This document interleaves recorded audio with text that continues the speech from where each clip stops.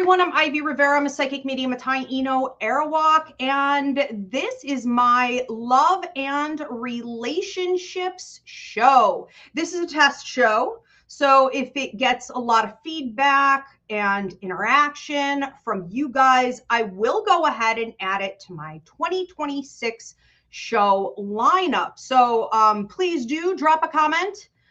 Give it a thumbs up right now. Come on up, Ezzy. Esmeralda Marie is up from her nap. Hopefully she doesn't knock everything over. Okay, and then what you guys are going to do is drop your $10 donation. You're going to drop your question. This could be a question about a lover, an ex, a pet.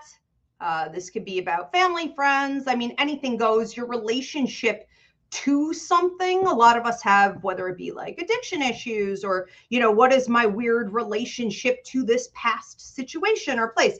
Anything is acceptable, but I do ask that you include the first name of whoever you're referring to. And if you don't want to reveal that much, you can just give the initials. If you want to do this privately, or if you want to book a reading of any kind or healing, you can go onto my website, ivyrivera.psychicmedium.com, and you'll see the relationship reading option. Okay, I do work internationally, and it's a super simple self-booking system.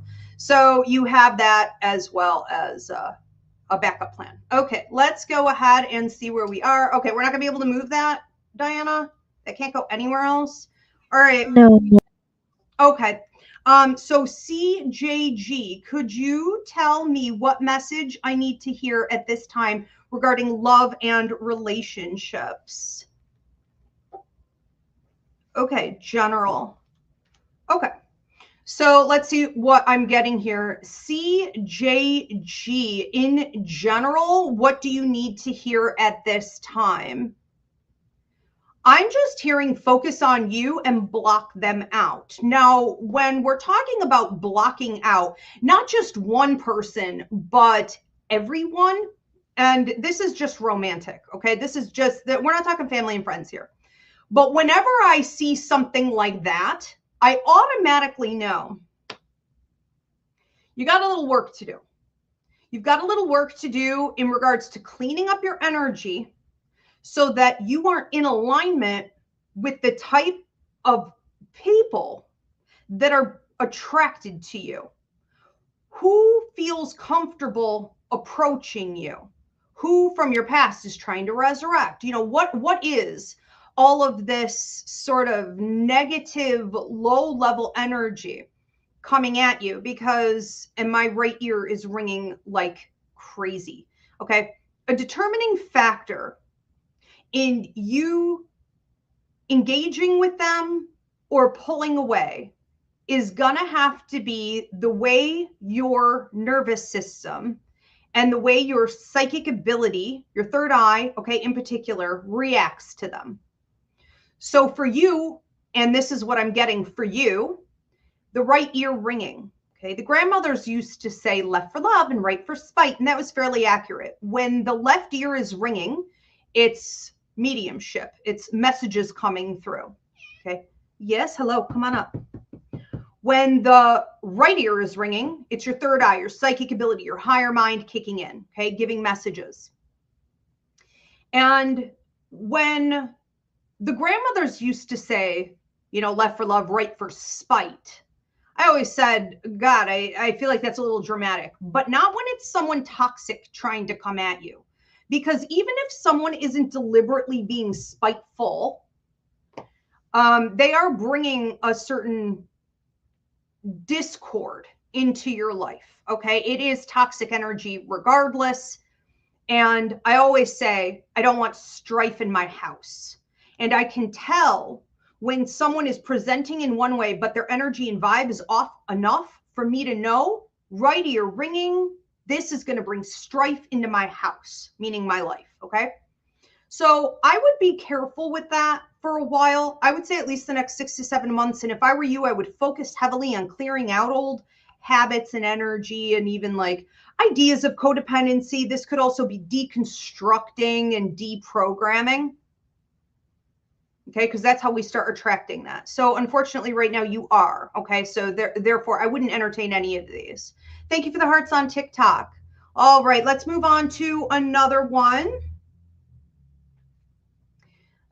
This is Edgar. Edgar wants to know, I'm going to ask my coworker Elise or Elsie. Oh, Elsie. Okay. Okay, Elsie, if she would like to hang out with me next week after work, like a dinner, will she say yes and show up to the dinner? It won't be a date? Oh, I see. It feels like a date, sounds like a date, looks like a date. I think you intend it to be a date, but okay, it's not a date. And that's probably the first thing she's gonna think, okay, is like, okay, this isn't a date. Like what is this? So your question is, you know, will she accept and will she show up? So I think what's really important right now is that you know, you are working on that friendship. I agree with that.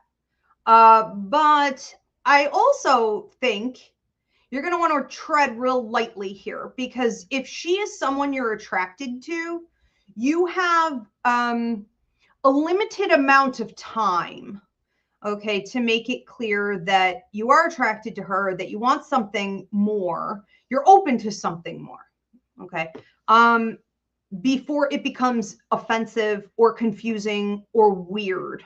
And it starts to feel like we're hiding something, like we're tiptoeing around something, like there's an elephant in the room, there's something not being said.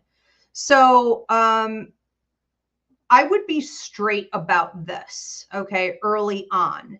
And that's going to be a little bit tricky. Once you get into something like this and it's like, oh, you know, we're just getting to know each other. It's just, you know, coworkers hanging out. Or it's just a friendship, you know, deepening. You know, this seems to potentially turn, you know, real quick. So I think that she will say yes. I think that she will show up. I also think that you shouldn't stagnate it out if it is going in a positive romantic direction.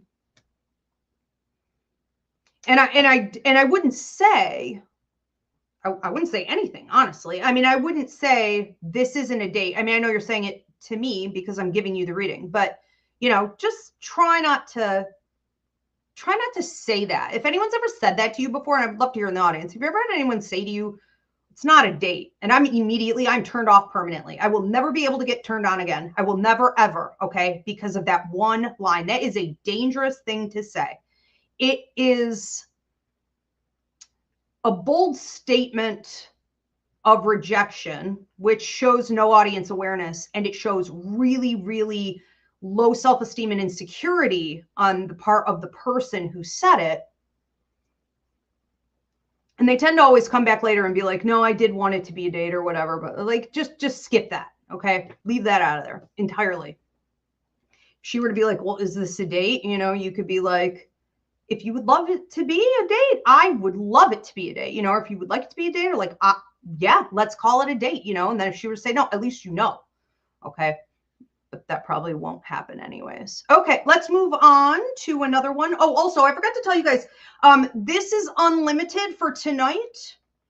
All right, and please do engage. If we want to add this to the 2026 show lineup, please give it a heart, share it, drop a comment of any kind. I would love to hear where you guys are tuning in from. Okay, so it is unlimited. If you already asked one, you can go ahead and ask as many as you want. CJG121 says, thanks, Ivy. That was a great message and right on time. I'm clearing things out and it's very hard. Okay, gotcha. You know, and that's a great message for everyone, that sometimes when you're attracting the same type of partner over and over again, it's the same drama in a different meat suit. And you're like, how does this keep happening? You know, do I just have bad luck? No, your vibe is still energetically aligned with that type of trouble. So it's like cord cutting, detoxing, clearing out, you know, same as you do for your house, gridding. And then it's like, all right, in time, I will start to attract a higher vibration than this, but it is a lot of work.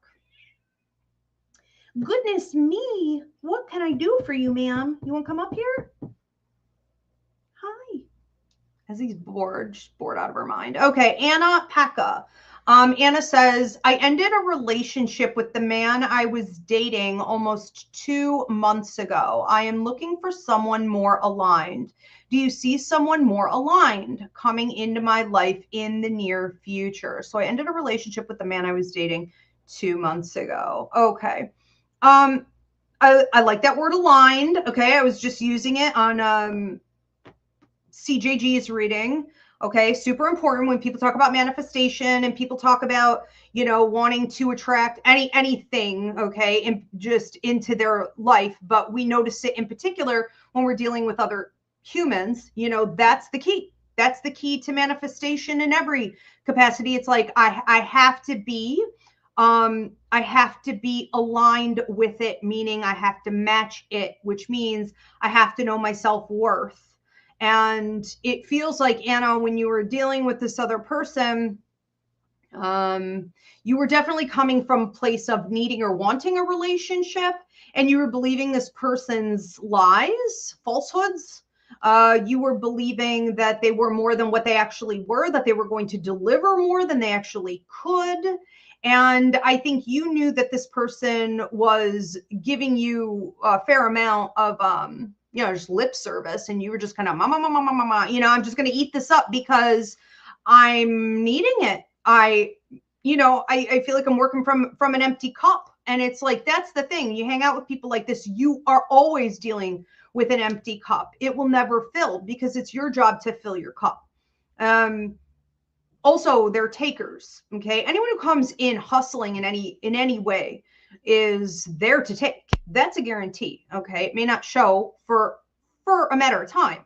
I think that what's coming in for you is going to come after I hate doing repeat messages because then I sound generic, but like the same message I gave CJG, you could really just apply to yourself. And that is that when you just were entertaining someone like this a minute ago, 2 months ago, you just broke up with this person. That's now. Okay. You're still attracting that. So you can't have something of higher vibration until you are of a higher vibration. It really is a science. And I like to look at it this way. The universe has basically like, a little bank account for you. And sometimes you go to this bank account and you're like, okay, here's my slip. I want $50,000 out of this bank account. And the universe is like, what are you joking? You have $5,000 in here. Like, you're going to have to earn this. I can't just give you stuff, you haven't worked on yet. You haven't saved, you haven't put the effort in yet. So you can't have it yet. However, if you do the work, deconstruction, centering yourself, working on any codependency issues. I also feel like for you, you may have a bit of it's almost like you have a kink. It's like you have a serious attraction to cons, to like a con type. They're kind of tall and they're, fairly good looking, I guess. I mean, I see lighter hair and lighter eyes for a lot of them, but whatever, if that's what you're into, it's like, to you, they're almost like the equivalent of the tall, dark, and handsome thing, right? And you have a way of like wanting to feel that hustle. You have a drive, to want to feel that level of power and ego and manipulation that they put out. Now that's hot. When you're watching them do that and they're getting rich off of it, if they're not hurting anyone, but if they're getting rich off of it, or they're fixing something, or they're taking a shit situation and they're making it happen, that's hot. That's acceptable, but that's not this. And I think you're going to have to change what you're attracted to and allow yourself to accept people coming in who aren't your typical, standard, instead of rejecting them constantly. Okay. Sometimes we really do, we're bent in one direction and it's not good for us. And so I would also focus a lot there if I were you. And, you know, I would say like 8 to 9 months, between the 8th and the 9th month, we do have some different energy coming in here. Just make sure you're ready for it. Okay, we are going to move on to another one. This is from Anne Marie. I went from a guy who had Peter Pan syndrome, a narcissist, and a partier, to a love bomber, stalker. It's been 5 years. Will I ever meet someone again? Okay, so Anne Marie. Okay, went from Peter Pan to a Peter Pan narc to a love bomber stalker. Why are the love bombers always stalkers? God, that's true. Gross. So, I mean, I think we've all got them, but you know, that's the point, is that we do all have them, you know. I think us girls do anyways, because it's the fact that, yes, and I am starving again, excuse the gurgling. I'm fasting. Okay. So anyways, try to ignore it. But the idea of them love bombing you, being a narc, being attracted to you because they have Peter Pan syndrome, right? They don't know how to like wipe their own behind, all of this. It's because they have a sense of entitlement to you. It's because they believe that you owe them your free time, attention, affection, labor, all the things.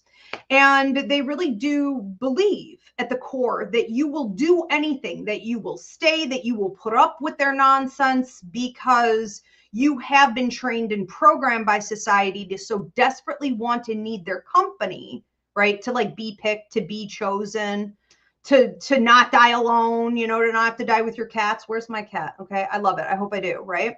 So the thing is, you are, I think at this point, not running the risk of attracting a ton more of that, because it feels like you've educated yourself.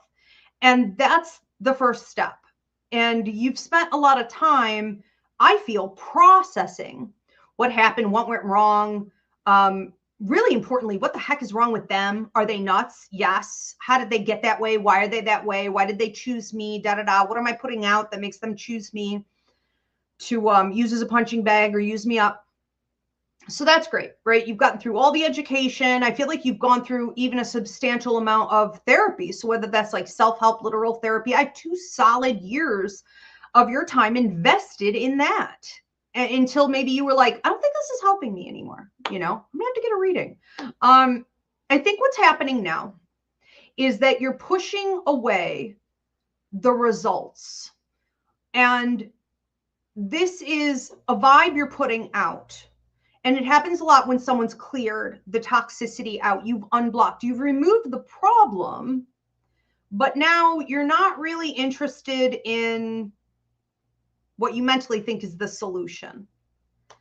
You don't really want anyone, okay? In a nutshell, your higher mind and energetically, you're saying to the universe, therefore you are reading as, which means people who would be attracted to you or may come forward will stop because they know they're going to get rejected, or they feel something is off.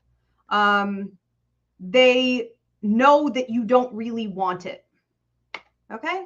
Now it's a polar opposite of the problem you used to have, because the problem you used to have was that you were so desperate and needy for it. You were attracting people who wanted to use you as a punching bag and abuse you for wanting it.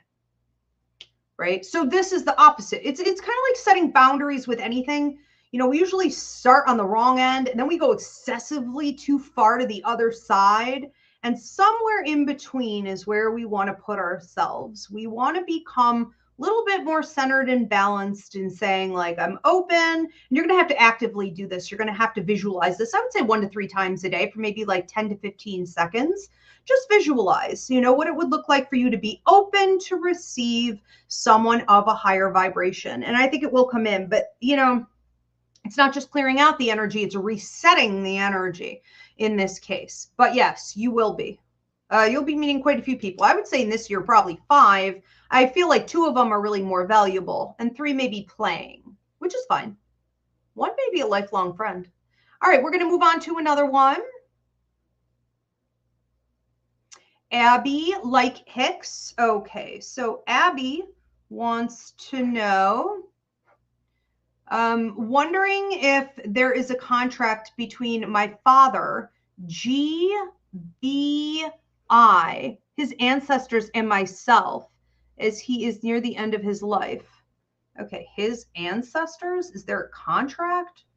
Okay.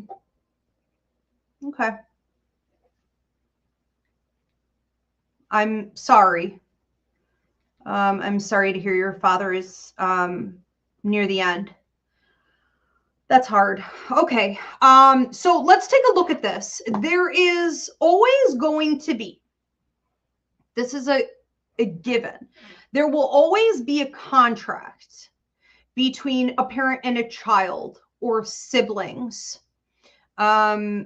Sometimes we even see it with like more extended family. Like it's not at all uncommon, okay, to see it there. So there is a contract. This is, I think, in large between you and your father, a lot about lessons in regards to his independence, him learning how to be like a stand-up person, him developing integrity and character and stability. If I didn't already say that, I just keep hearing it over and over and over and over again. It's like stability, stability, stability, like maybe he had none until you came around. No, it doesn't always have to be, you know, that you guys were close or you guys were super distant from each other. It really doesn't matter. And it can work either way. Whatever's needed, the universe will do. But ultimately, you taught him a lot in that contract about how to deliver, okay, how to be a grown-up, how to, and maybe, you know, you approve of his life and maybe you don't. Regardless, those are the lessons. I think that what he is giving to you, interestingly enough, is the same thing, but in a very different way. So I heard twist it. It's almost like he is teaching you to be more independent. He is here to teach you to stand on your own 2 feet. He is teaching you to not look to maybe like other resources or outlets or, you know, systems outside yourself. Banks and institutions and employers and outside drama and all kinds of things like that. Maybe he has taught you, well, whenever you're ready to pick up the lesson, to be introspective, to realize that I am the resource. I am my own resource. I don't need anyone or anything out here, you know, and that doesn't mean you never lean on people or you never utilize any of that. It just means that it's not your go-to. It's not where you're always looking, right? And these are massive lessons. These are lessons of mastery on a huge scale. That a lot of people don't reach even in their 70s, 80s, 90s. I know a lot of people who haven't nailed it in their 90s. And it's like, okay. So the benefit here with being born to a person like this, with this type of contract, is that like from birth, here are the lessons, here are the lessons. So you're ahead of the game in that. As far as his ancestors are concerned, I mean, these are your ancestors. It's not like his ancestors, it's yours. And they're keeping an eye on you, and there is a lot of karmic debt there, but different people have different types of karmic debt. It's not like they're in a pool, you know. So I think a lot of people have misconceptions when they talk about their deceased loved ones and, you know, how they guide them through life, or they talk about their ancestors, and it's almost like, let's call on the ancestors. Each one has a different role to play in your life based on the karma. Okay, karmic debt, maybe directing you to fulfill something within that contract or continue on even with their work. So that's going to go all over the place, and we're not going to have time for that today. But if you have more names specifically, I could break them down like I did the one for you and your dad, you know. But yeah, you and your dad, it's about independence. Really kind of interesting. Again, I'm sorry. You're going through that, and we are sending you a ton of healing. If everyone could please send her some healing and strength while she deals with this, that would be beautiful. All right, we're going to move on to another one. Okay, this one's from Instagram. This is Eric E.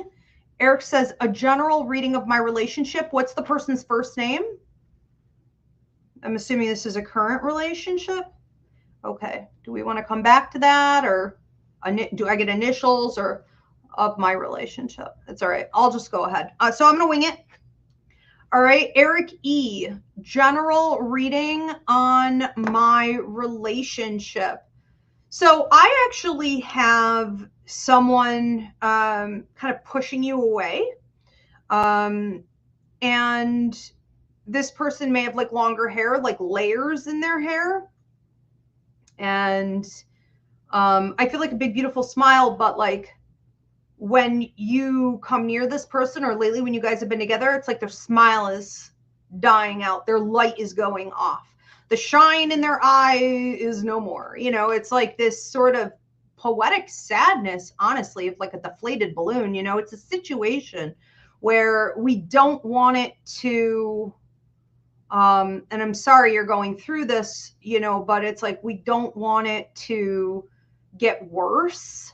I think that at different times relationships turn or the contract is up, you know, and we want to make sure that it doesn't sour. And that's what I see here. I think there was a period of time when you were supposed to be dealing with this person. But a lot of this is karmic. And, you know, we have soul tribe, soulmate, and karmic. And then you got randos that you're not really supposed to be dealing with that much at all. But, you know, this was a significant connection, but it does feel karmic.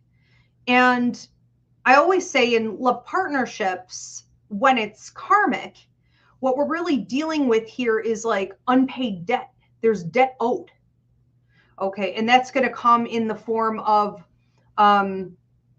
lessons. That's lessons for both of you, but it's also going to come in the form of like obligation. Like you have some type of obligation to give something, you know, to this person, and vice versa. And I think that in this relationship, it was an obligation for you to be of service and to show consistency and to give verbal acknowledgement and support, be an active listener, give emotional like validation and healing through not just like your presence, but your willingness to really sort of engage and like hold space for this person.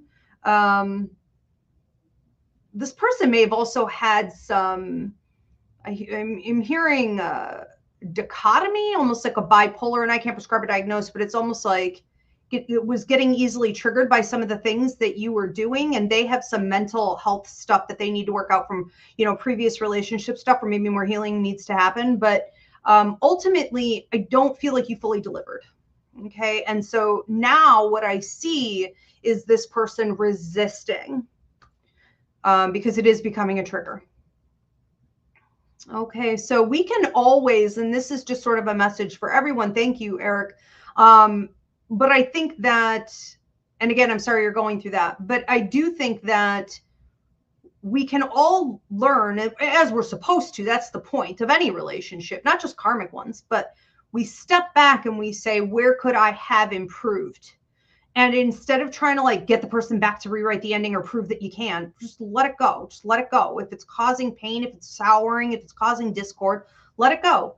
And, you know, with the next person, just make sure you get it right. There was also a lot of omission here. So it's sort of like, I don't know, just a lot of omission in general in that relationship. It made it difficult to really be there and be authentic. Thank you so much for the hearts on TikTok. I appreciate you guys.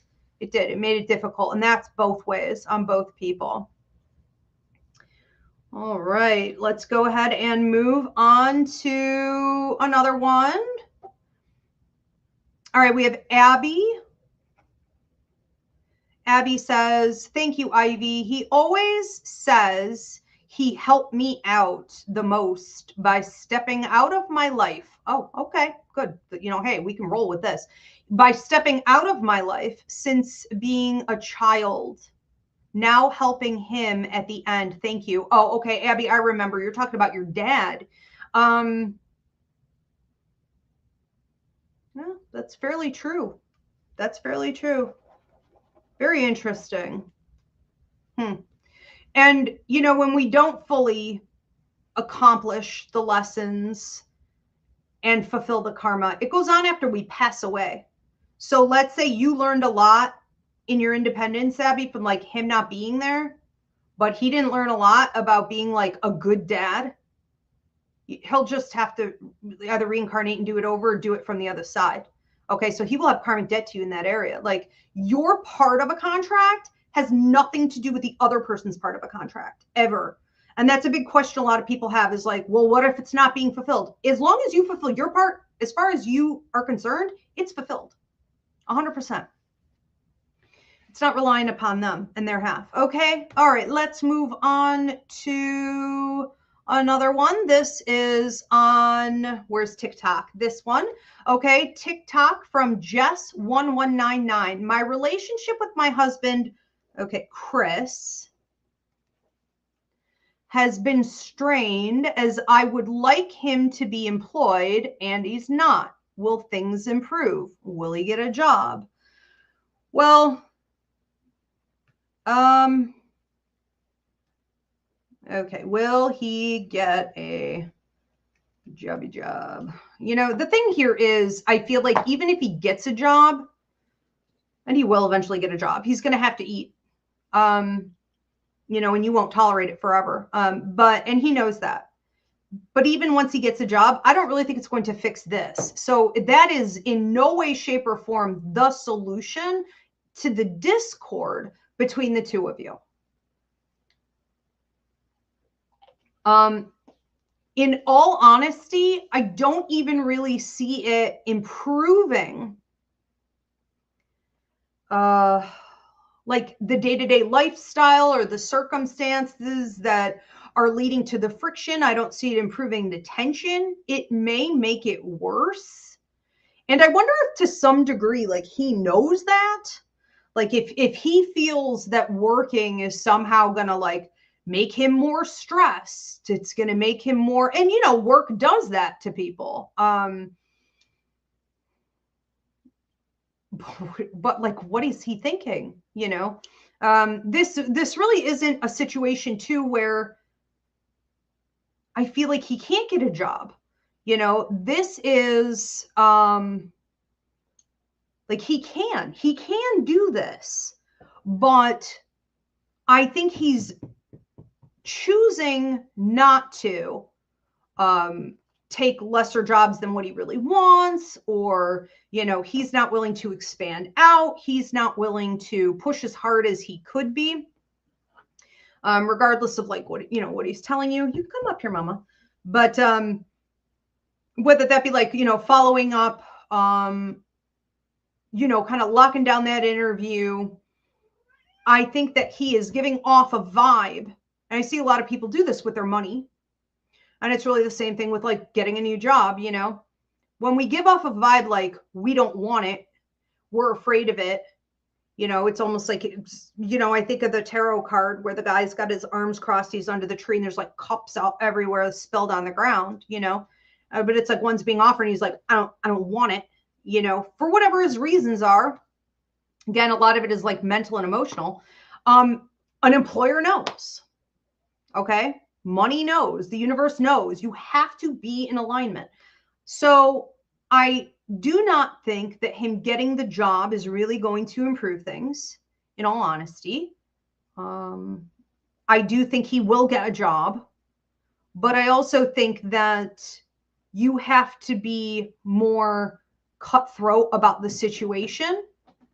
Almost like if you were dealing with like a teenager, you know, in their later teen years, or a kid who came home and they're like in their early 20s, like you've got to work. You've got to work. You must be contributing here. Okay. You are not a baby. And if he's really struggling with some of these issues that I had mentioned, he needs to go to therapy, or he needs to like, you know, take another job that won't cause that to be an issue. I do feel that in a lot of ways, this is the final straw, or this is the straw that broke the camel's back, or I'm hearing like the final nail in the coffin in a lot of ways for you, because this isn't the first time he, you know, became almost like a very heavy burden you know, for you to have to carry and lug and take care of everything. I think you're done with that in general. Okay. So that's another reason I don't really see it like fixing anything. Okay. But yes, he'll get one. Okay. All right. I am so worried she's going to knock all this over as he is like batting balls and ping pong things and she's running under this new table. And all right, let's see what's going on here. Love and beloved. Okay. Love and beloved. You're next. Love and beloved asks, okay, my father is Gordy, Gordy, GBL. Okay, who is alive and meaning, okay, nearing the end of life. Can spirit tell me more about him, his life contract with me, and closing this chapter with him, healing my childhood? Okay. Is this different than the other one? That's incredibly similar. Okay. I'm sorry that your father is nearing the end of his life and that you're having to cope with that right now. We are all sending you healing and strength to get through that. You want to know about the contract with him and healing your childhood. Okay, for healing the childhood. When I go over here, you know, with his energy, there's a lot in this contract that's back and forth, almost like a tug of war. And it can be that he's very emotional as a person. It can be that you have a lot of maybe water in your chart, you know, or in your top three, in your big three, that you are also a bit emotional, but it's like you guys don't always blend well. I'm seeing like, what is it? What do they say? Oil and vinegar, right? Or something like that. Water and oil or some whatever. It's like it's not blending. And I think there could have been a lot of desire in this contract between, you know, you and him, where he wanted to really do right by you in a lot of ways. He wanted to be there. He wanted to be a better man. He wanted to be a support system. And you maybe found that he fell flat. He fell short. It didn't happen. Okay, the delivery was not there. The intention is not enough. There has to be enough growth and change in order for the action to take place. And it feels like throughout the past, that really didn't happen a lot of times. Now, I am seeing this really from his perspective. And so that can mean that he has a sense of being a failure and wanting to deliver, but realizing it's too late. And I think your part of the contract in a lot of this is learning how to sort of step back and accept people for what they are, not overreach, you know, and try to twist every relationship into something more than what it is, not wanting, desperately needing for it to be more than what it is. This in the contract has taught you, this is one of the things, okay, in the contract. It has taught you to be a little bit more accepting of people. You may be the type of person who keeps your cards very close to your vest. Okay, you're like, I'm good.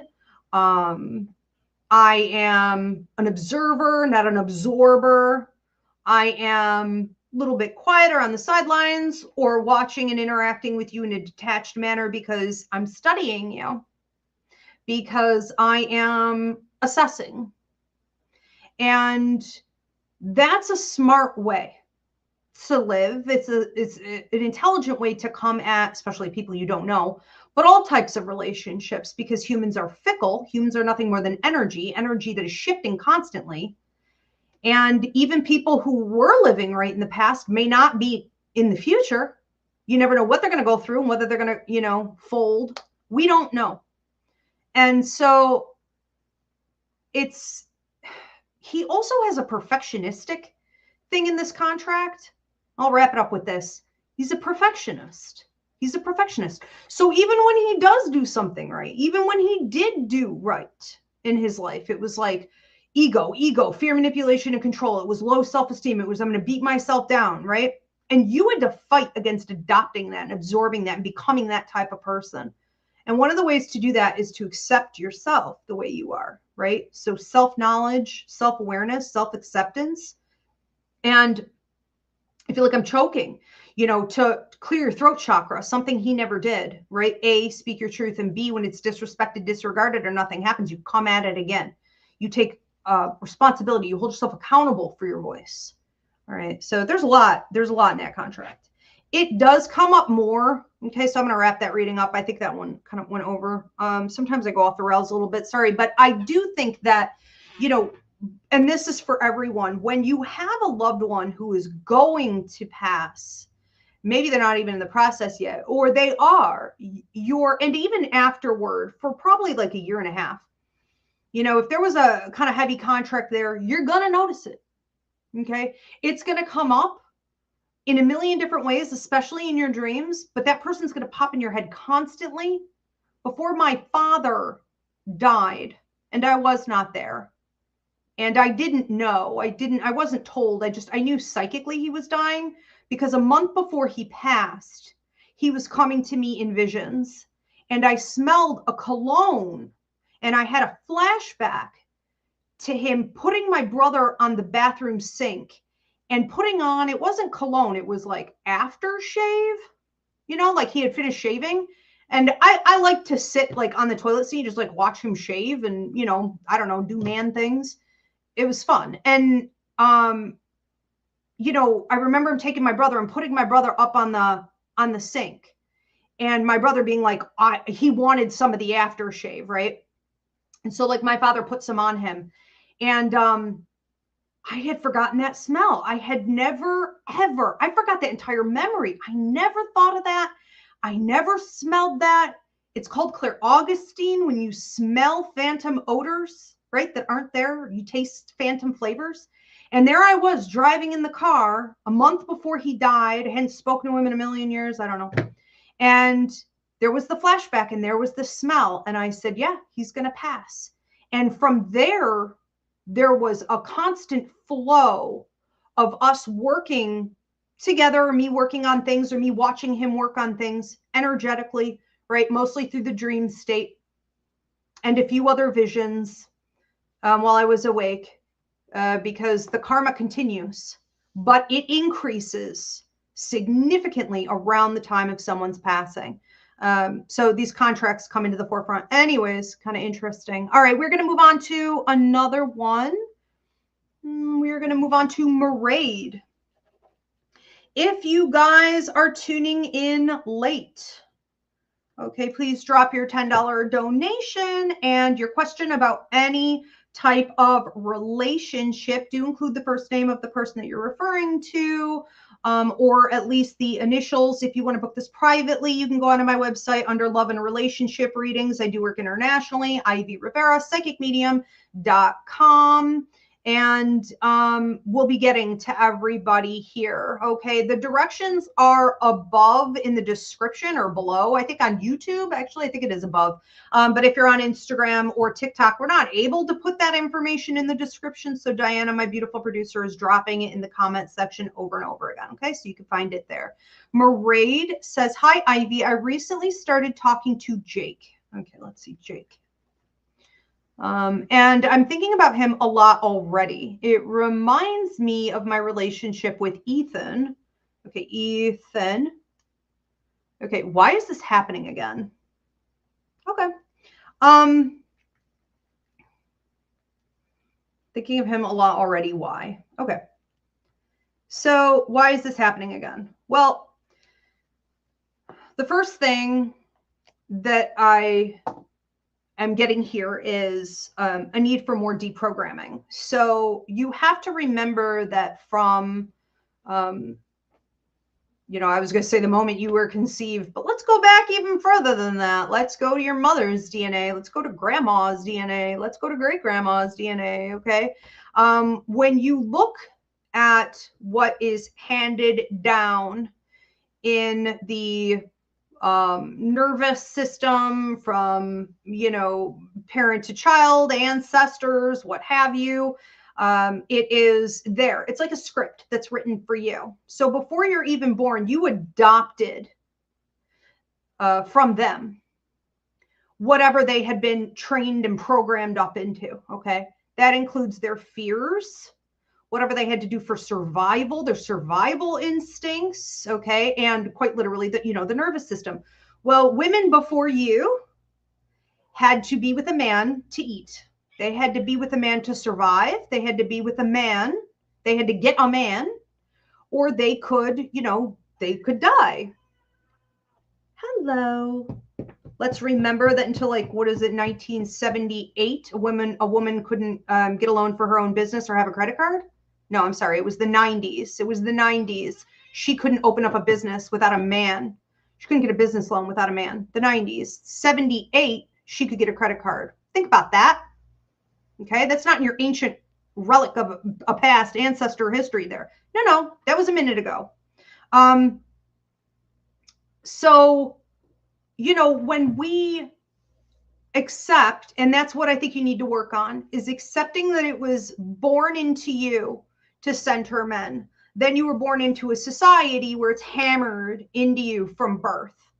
Okay, from all angles, that your value, your only value, is in being picked and chosen by a rando.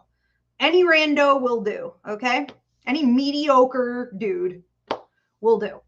As long as you're picked, as long as you're chosen. Well, it automatically, and I just reshared a video on TikTok today.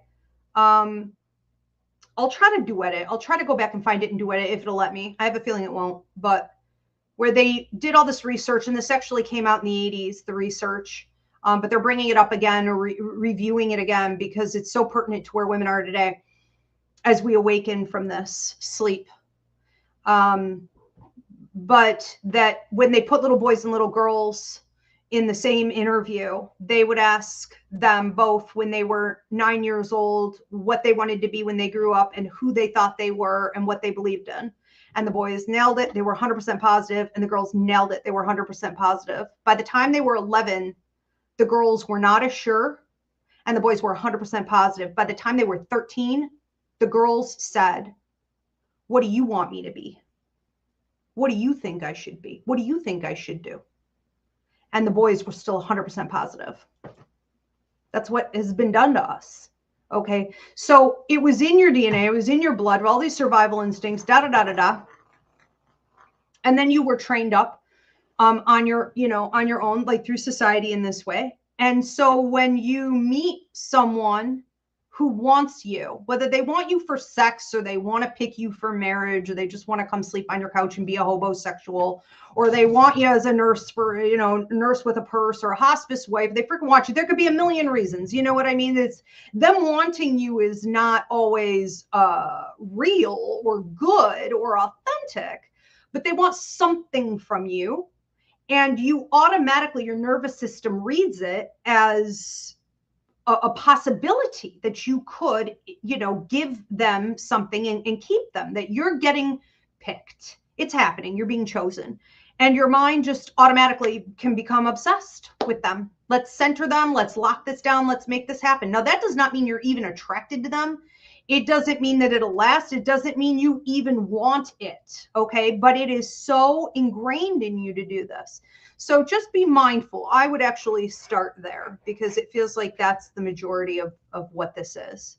And I don't feel like Jake's a bad pick or bad catch. Okay. So we also don't want to ruin it with that. Okay.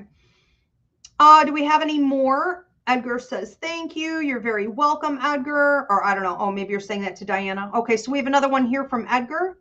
Okay. Let's go on. Yep.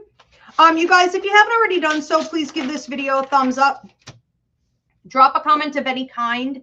It helps me out in the algorithm. Please do share this video. And if you're tuning in a little bit late, this is just a test show. If it makes it to my 2026 show lineup, where I do it regularly, it will be because you guys gave it a lot of engagement. All right, so thank you. Keep it up. Schmutzing over here. I'm not used to using the lights. All right, let's go on to,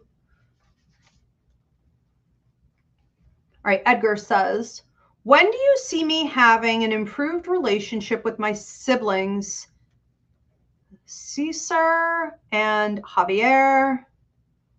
Not close to them, and I do have resentment toward them, which I'm still trying to work on. Okay, not close. Why do they feel so young compared to you? Javier feels like really young compared to you. You know, sometimes this isn't about actual age as much as it is maturity rate. So it's very possible that we're dealing with just some immature people, and that, you know, I think one of the other things you may need to accept is that you came to Earth as an old soul. You came here with a light worker's contract.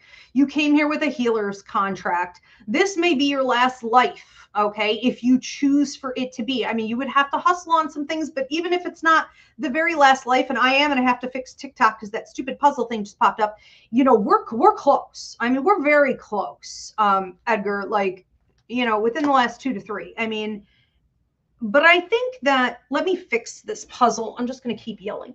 I think that it's important for you to understand how disappointing they may always be when it comes to that, because, you know, the reality of someone not being empathetic enough when you are all the empathy, okay, someone could ask for, with them not being self-aware, when you are like a self-awareness master, you've been looking at that since childhood because you understand the path to healing is self-awareness. When they don't have also a drive, and here's the real problem, you know, when they don't have a drive to grow or change or work on it, you know, this is where the issues will continue to lie, and that's where the biggest issues are. But it's, your resentment is probably coming from the things that they've done, whether it be like heartless or, you know, ignorant or just not bothering, not caring enough, all those things. It's understanding, and try to take it as a compliment, you know, that you are not only advanced, ridiculously so compared to them, but you are advanced compared to a lot of people. Okay. And that's what happens when you're an old soul and you have a light worker's contract. And I mean, it is what it is. It's almost like they broke you in. And again, that's what family contracts do. They break us in. Whatever you're born into, that is part of your life contract. That's part of your, you know, life's work, I assure you. So try to look at the positives. What did you learn from it? What have you gained from it? How are you a better person because of it? Okay. And you didn't have to do that work. You could have just been like, whatever, you know, I'm going to be bitter. I'm going to hate them. Like you didn't, you know, I'm going to let it turn into like low self-esteem for me. I'm going to develop ego issues, and maybe for a while you did, but you've worked through a lot of that stuff, but you didn't have to. So try to credit yourself more instead of, you know, seeing them, as being like heartless and careless and things like this. Just put more attention on, you know, your wins in those areas. I do think that there isn't a call for you to work on this, though. The call is for you to work on yourself because of this, not work with them. So any overreaching, any reaching you do is classified by the universe as overreaching with them. Let them come to you. Let them figure it out. Let them grow. Let them change. Let them go to therapy. You know, let them go ding, ding, ding. Maybe I shouldn't say that. Or, you know, I'm coming from a dark, low level place, or I'm not being very empathetic right now, you know, or this isn't what's good for both of us, you know, and if they genuinely don't care, and I don't want to sugarcoat this, going forward, you may find that there is, especially with Caesar, especially with that one, I think that there is a sort of careless attitude. Like, even when he shows some affection or it seems like he's trying, it doesn't last. You know, and you don't need to be drop kicked. It would be better not to get close if it's going to fall apart, if he's not going to maintain it. So I think that you should set boundaries there as you would with any other human being, because blood is not thicker than water, where you say, okay, if this is going to be dysfunctional because you really don't care to work on it or whatever, work on yourself, I'm going to pull back, let the chips fall where they may. Okay, so what is it teaching you? Boundaries. Okay, setting the boundaries, holding the line, all the things. Okay, because anything else is overreaching, which is also ego, fear, manipulation, and control. So maybe you haven't gotten it all out of your system just yet. But I do think that over the next 5 to 10 years, there will be some changes significantly in the 8th year out from now, especially with Javier, some changes. So we'll see. You guys may be able to get closer during that time. It seems like it never really lasts. You know, sometimes you get together with people and you're like, oh, you know, that's cool. Or it was great to catch up. We picked up right where we left off, but it just doesn't last. You know, there's something about it. It floats away. A lot of relationships are only meant to be that.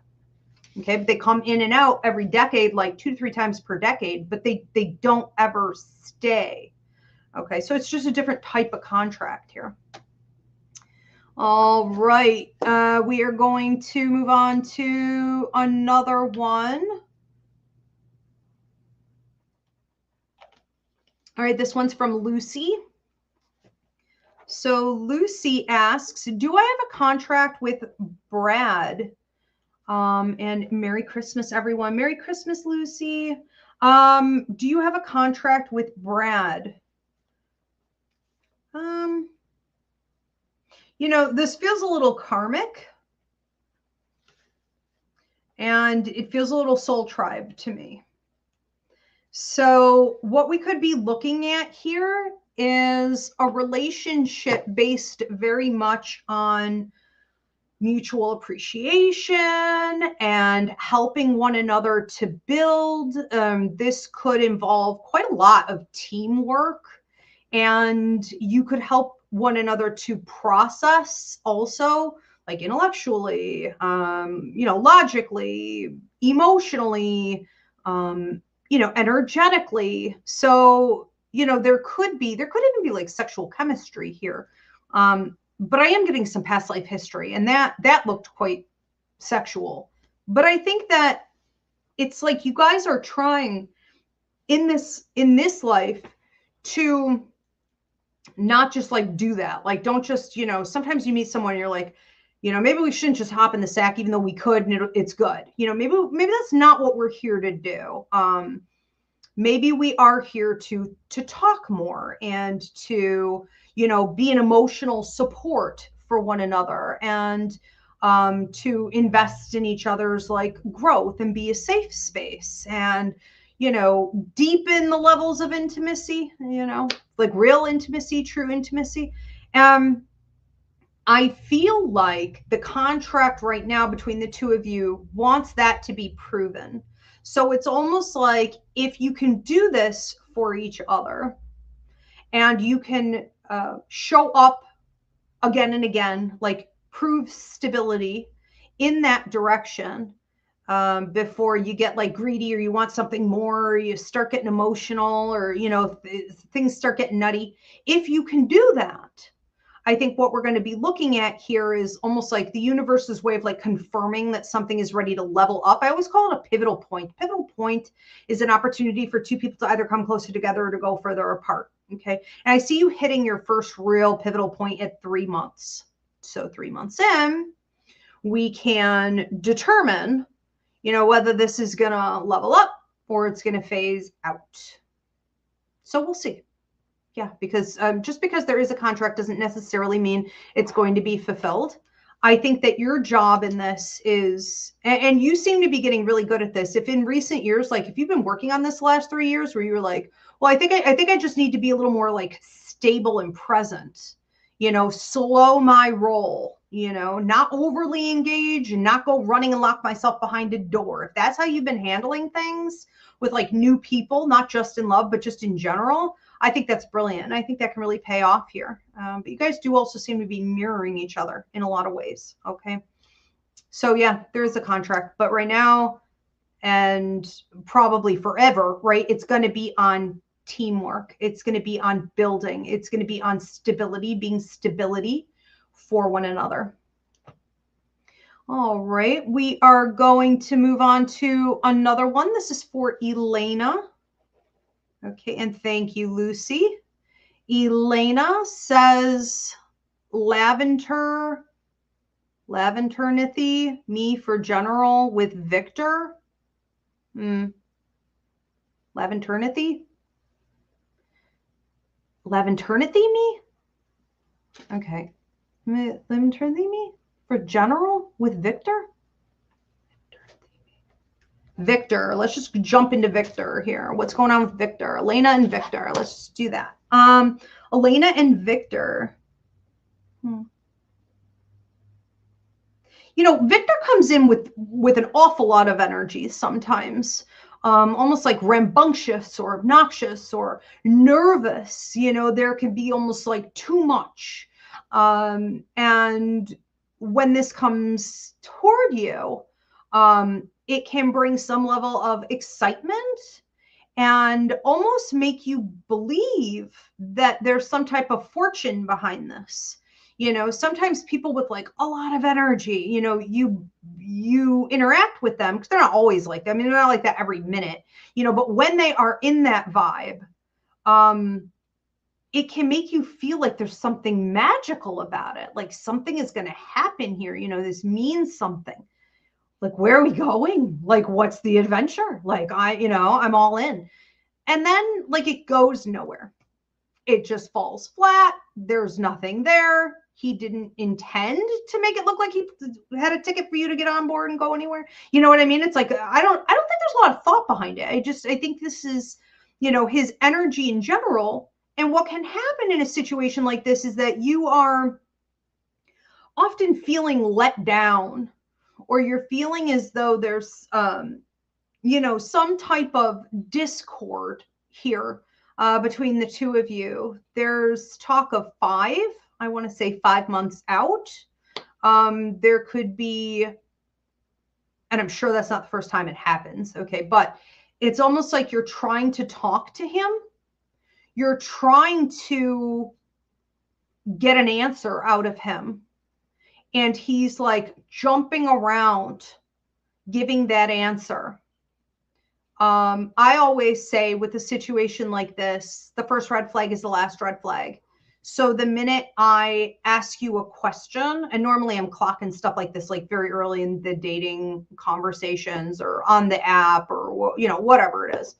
But if I ask you a question and you tried to pretend you didn't hear me, I may leave right there, but I may ask it again and see what you choose to do the second time, just to know the person's pattern and to get a better feel on what they're hiding or why they're avoiding. And then you're done. But I feel like you're trying to come calm and cool and collected and normal and have some dialogue with him. And he's jumping, he's jumping around it. And you're going to have to figure out how much you really want to invest when something like that is occurring. Okay, because it is avoidance for sure, but it also suggests omission and some other things. If the communication can get on the right page, you would feel more confident and stable, but he still brings in that chaotic energy from time to time, like we're going on an adventure, like I have a whole lot going on, or like let's get together, and brings all this energy into you or is so into you, and then it fizzles out. Like there's still that. So there's some stuff to work through, okay, and work on. And sometimes it's just the person's personality. And in this case, I would definitely say, it is, because a lot of this it's a choice. Okay. Oh, Lavender in Time. Okay, is the username. See if we have any more coming in. Thank you, Lavender in Time. Elena, thank you. We have another one here from CJG. CJG asks, would like to know what's coming up for me with my friendships in 2026. Am I going to meet new people connected to my purpose? Okay, 2026 friendships connected to purpose. Well, that is a guarantee, okay? And that is for everyone. So whenever you are feeding your life purpose, you're feeding your life contract, you're, developing your skills so that you can do more of the work you actually came to Earth to do.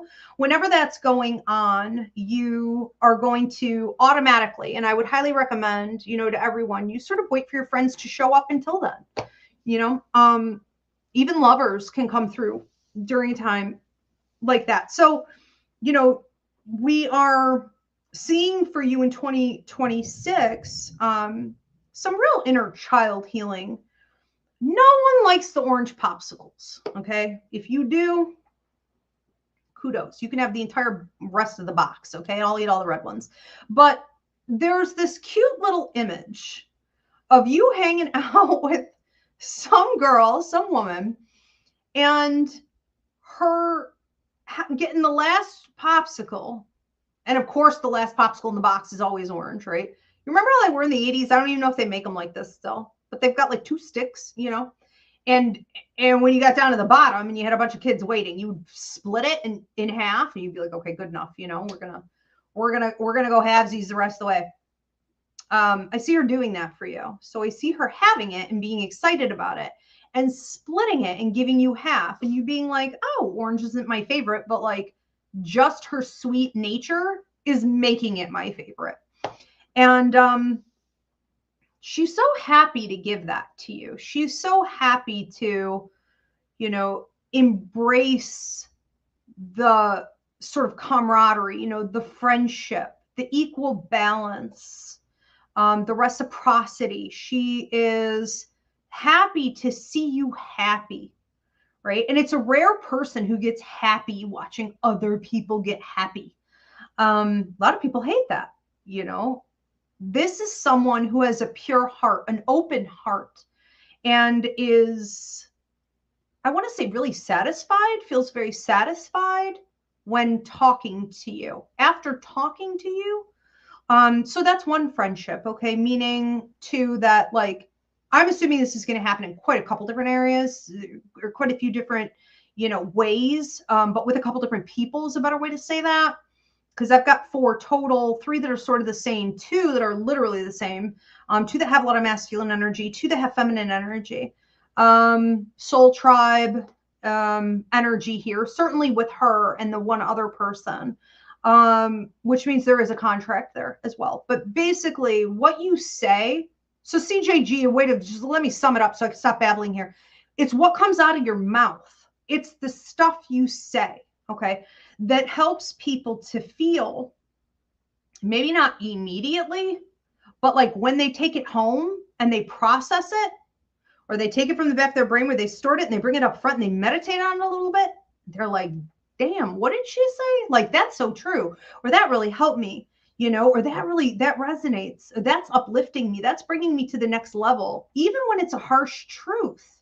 And with 2 of these, sometimes maybe it'll be, but yes, I have value in your relationships building a lot based on what you give verbally to people. So just keep kind of running your mouth, okay? Any opportunity you have to talk, teach, lead, speak, get that microphone, share your wisdom with others, share your hardships with others. Anything you've alchemized in your life, from pain to power, transmuted it, get it out there, okay, for sure. But yeah, I see team building too. So I do wonder if you work with one of these people, at least one of these people. Okay, because there's like team building here. That looks fun. You may also take up dance class, or like, I just saw a bingo card, maybe bingo. You have a grandmother coming through who's like, play bingo. Hey, you can meet a lot of fantastic ladies. They got all the trolleys. They won't share them with you, but you know, they got their trolleys or their unicorns and their doppers and their 16 cards and like their cigarettes and you know, yeah, I don't know. Maybe it is bingo. Maybe it's more like playing games. Okay. And then dance. So if you were thinking of picking up some hobbies, toying around with some group activity, I definitely would. Okay. Okay. Yeah, I see you guys asking in the comment section, like, did I answer something? Yeah, I probably answered it. And then you'll have to go back and listen to the, you know, to the replay. And on YouTube, I know it'll go up probably more like tomorrow.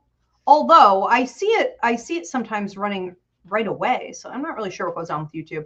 I know on Instagram, I'll have to save it. And then if you want to watch it back on TikTok, actually, you can't watch it back on TikTok. So the live on a TikTok is just what it is. All right, so it's going to be Instagram or YouTube. All right. Okay, this is the last call. So if anyone wants to get their last minute question or questions in, please do so at this time. And we're going to move on to another one. This is Abby. Okay, and Abby says, any messages from my grandmother who raised me? Okay, Mildred. So we're not doing like psychic mediumship readings tonight. This is just relationship questions, but you know, I will certainly see if she has anything on your relationship dynamic. You know, when she comes in here, I really do feel like you're very similar to her. This may even be, she's showing the eyes. Now, maybe you do look like her in the eyes, the mouth, the chin, maybe. But I think this is more symbolic of the way you see the world. And, you know, she's talking about you being able to turn water into wine at this stage in your life in the next 3 months. You being able to make lemonade out of lemons. Okay. You being able to take a sour situation where people have miserable attitudes or they're like incompetent or, you know, something just like it just really is not going well. And you can come in and you can be like, let me fix it, you know, let me deal with it, let me organize it. She was like this, you know, so there may be some strong like Virgo in your charts, you know, both of you. But I feel like people may see you coming and be like, oh shit, here she comes. Like she's either going to take over, or she's going to take my position away, you know, or she's going to expect this to be done in such a way, where there's, you know, a standard, and there always should be. But I feel like a lot of people don't do that. And that may be bothering you. You may be looking at or having to suffer the consequences of other people like not carrying their weight, pulling their weight, doing their job. What she wants you to remember about your connection and how similar you are to her is that you are supposed to really center yourself. This was a big lesson in the contract between the two of you. It was to teach you how to do your best. Yes. How to bring your A game. Absolutely. Okay. How to even sometimes be type A and get stuff done. Sure. Sure. But also how to center yourself, how to make sure that you're balanced, how to make sure you don't sacrifice yourself for someone else, right? Or even like a family system or work. Like never sell yourself like that. Make sure you are making yourself the top priority. And when you feel like you're approaching a point of frustration or maybe even burnout, you know, don't let it get that far. Don't hold it in, because she had a way of being very outspoken. You know, she wasn't a harsh person, but she definitely had times where she felt as though she needed to speak her truth. And during those times, she was heard. You know what I'm talking about. And like, you're coming more into that part of your personality. There is talk of like the next 3 months, you're saying more clearly, more precisely, more quickly, therefore more efficiently, what it is that you want, what it is that you expect, and what it is that you deserve.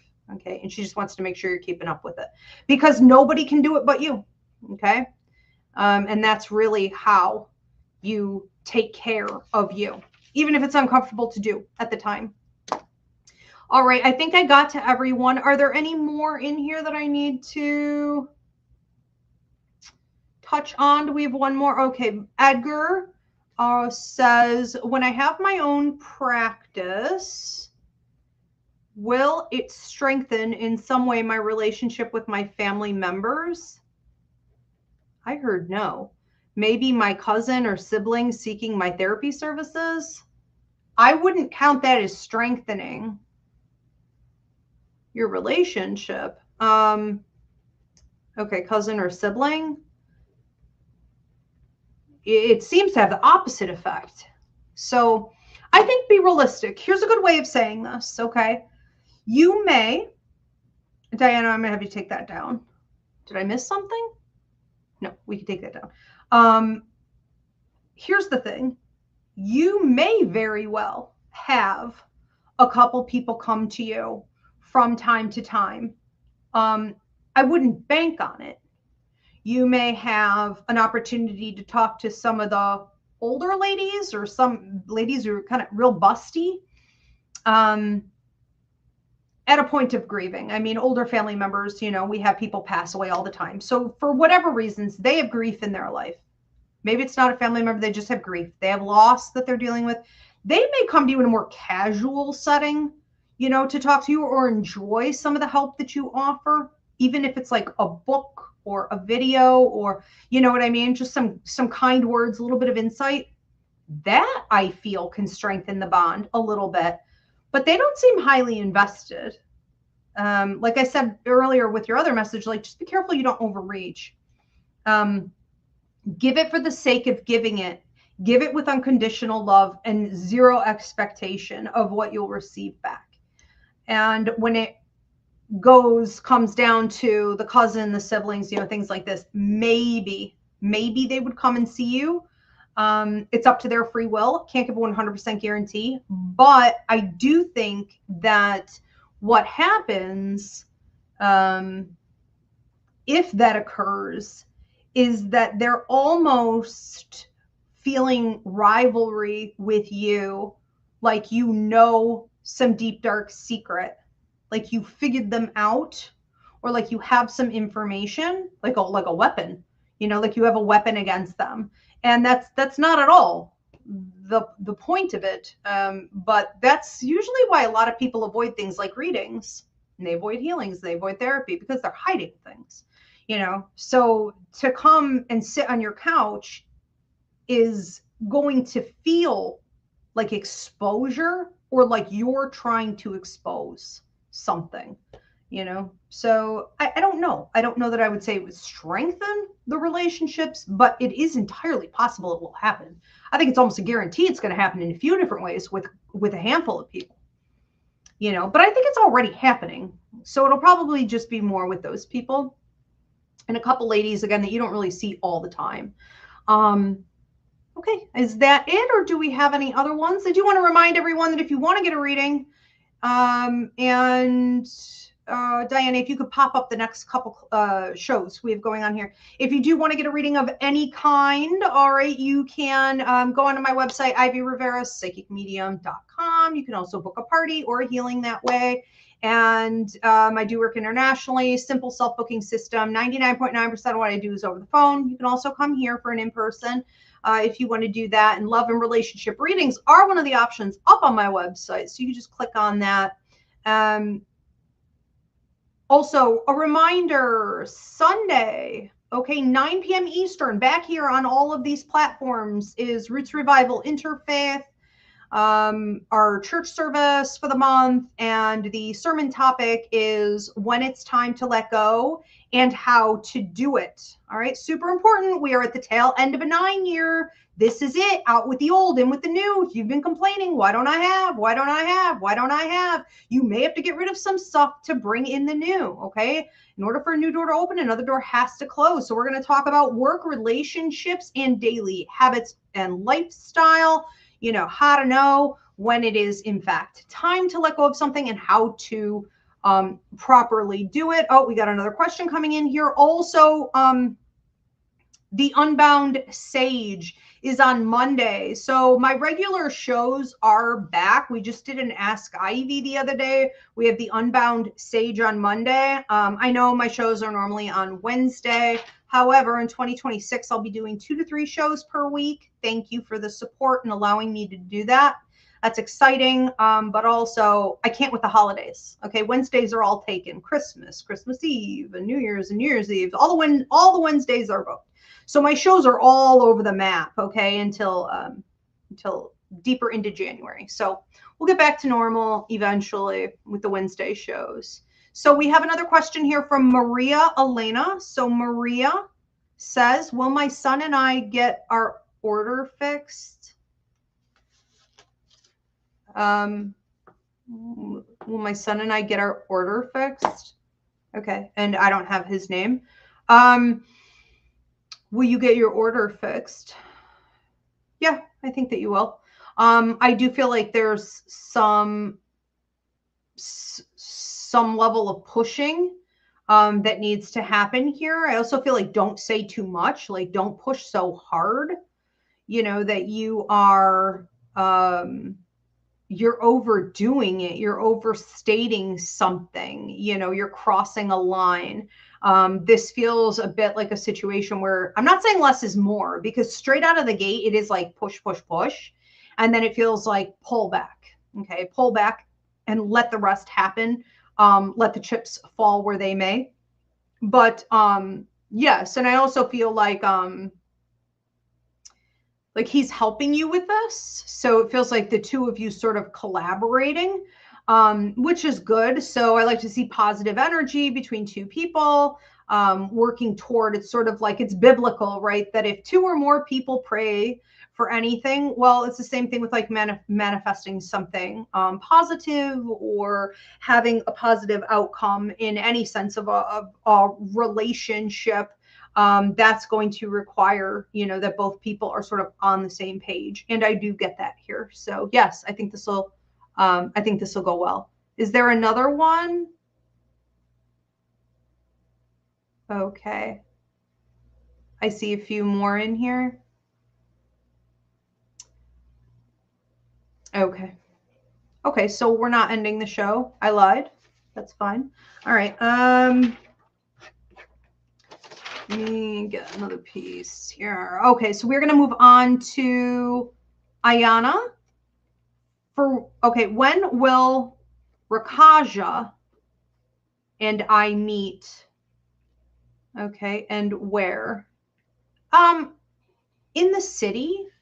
I feel like I'm looking at, I heard Boston, but I felt like the city, maybe New York. You know, there are old buildings. All right. So there's this beautiful atmosphere where you could meet up and take advantage of what's there. So if we were saying like, we're meeting up in the city, so we're meeting up on like a main street where everything happens. Thank you for the hearts on TikTok.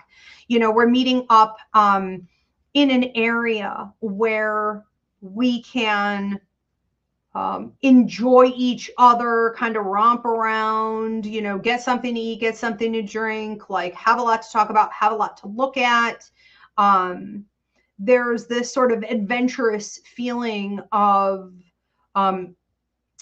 observing that the chemistry between the two of you is significant enough that it is affecting everything around you. So if you ever hung out with someone and, I don't know, I mean, you're hanging out, there's nothing wrong, but there's kind of nothing right. You know, it's just okay. It's mediocre. And then you hang out with someone else and it's freaking ridiculous. Like animals are interacting, like birds are coming up and landing on you, like people are coming up to you. You're having these little adventures and like freakish things, you know, good, bad, and different. I mean, the universe is interacting. The universe is interacting with the energy of the two of you together. It is undeniable. And the minute they leave your presence, it fades out. And the minute you come back together, it's back. It's like the show is on. Okay. It's there. It's definitely there. So, you know, sometimes with a person like that, it's just fun to go out with them. Doesn't matter where you go. Just going anywhere with them is an adventure. So that's fairly rare, and it is here. And I feel that a city type atmosphere, or wherever you guys can be busy, because you do have a lot of energy as individuals as well, would be best. But, you know, this question of like, where will we meet? Well, you know, you dictate that. So it's not really like a destiny charted answer as much as it is like up to your free will. I guess I would say like, where do you want to meet? What do you want to do? You know, where do you want to go? And if I were you, I would steer it in that direction, because anything else may fall flat. This is not the kind of person you get together and you sit at a table in a restaurant and you have a dinner with. And this isn't really, I don't think it would be best either to like meet up and just like, well, the first, you know, or whatever, when we meet or when we get together, you know, I want it to be just the two of us. I wouldn't actually. Okay. I'd get out there for a while. And then, you know, if you guys want to be alone after. So time frame, I'm getting 3. I think it's possible that it's 3 weeks. I doubt it's 3 days, but maybe as much as like 3 months, you know, because I'm seeing like a month and a half. I'm seeing like 1.5 and then 2. There are a couple different at like a month and a half, and then the second month mark, and then the third month mark. So not the entire time. There are a couple different key points where that may happen. And if we're talking weeks, it would be like, you know, a week and a half, 2 weeks, or 3 weeks. But there does seem to be some travel and time issues here. So I'm feeling a little bit more like months on that. Take it how it resonates. Good luck. And I do think also, I just want to say, like, you know, just because you have that with someone also, like, don't overreach. Don't try to make it more than what it is. You know, just enjoy it. Instead of being like, that was magical, I must hold on to that. No. Fluidity, go with the flow. That's what it's all about. We have another one coming in here from Candy. Candy from TikTok sent you 100 hand hearts. Thank you, Candy. What a blessing you are. I appreciate it. Awesome. And do we have any more coming in? Or are we at time? You guys let me know too if you enjoy this sort of like around the world tour of the house I'm going to be giving here. Okay, switching it up. You know, and if I get some good feedback, you guys are really interested in seeing the rest of this like amazing Victorian architecture. This was the cutoff year. It was 1882. This is the year they said, okay, no more hand carving in France, because it was like slave labor basically. And all the parts were getting shipped here to America for the most part. That was the final year, 1882. Okay, so we see the last of this amazing architecture in here. So, okay, we are at time. All right, you guys, again, check out church. I hope to see you. So that's Sunday. And then I will be back on Monday for the Unbound Sage, where I deliver out whatever is the most important message for you to hear right now. You can already start purchasing up your messages for that show. Okay, and then I'll see you guys back here after for another couple test shows. Again, if you enjoyed this, please give it a thumbs up, share, give it a good healthy view, drop a comment of any kind. Also, I would love to know where you're tuning in from, because if this show gets great engagement, I will go ahead and add it to the 2026 show lineup. Thanks so much, everyone. Have a great night. Thank you, Diana. Thank you, Spirit.